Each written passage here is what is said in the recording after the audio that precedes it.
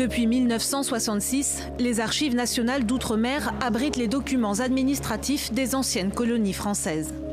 Dans ce bâtiment de 5 étages, où la température ne dépasse pas 15 degrés, les archives consacrées à la guerre d'Algérie peuvent pour la première fois être consultées librement.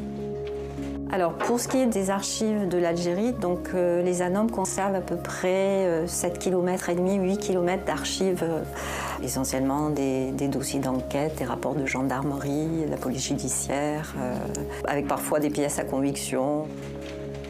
L'ouverture de ces archives avec 15 ans d'avance est une volonté du président français Emmanuel Macron pour, dit-il, regarder en face la vérité d'un conflit qui, entre 1954 et 1962, a fait près de 500 000 morts civils et militaires, dont 400 000 Algériens.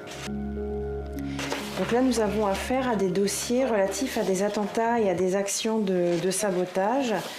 Donc ça peut être des incendies de véhicules, où on a des saccages d'écoles aussi, de lieux publics.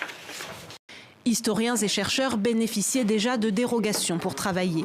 Mais la procédure pouvait s'avérer fastidieuse en raison du caractère sensible de certaines informations. Il faut bien avoir conscience que les dossiers de police judiciaire, les dossiers judiciaires des juridictions civiles ou militaires vont impacter fortement la vie privée de certaines personnes.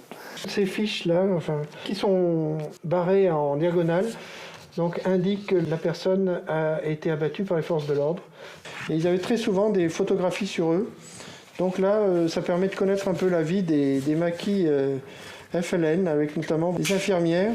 Pour le moment, seuls 3% des dossiers sont numérisés. Malgré une charge symbolique importante, les spécialistes préviennent, pas de révélation fracassante en vue.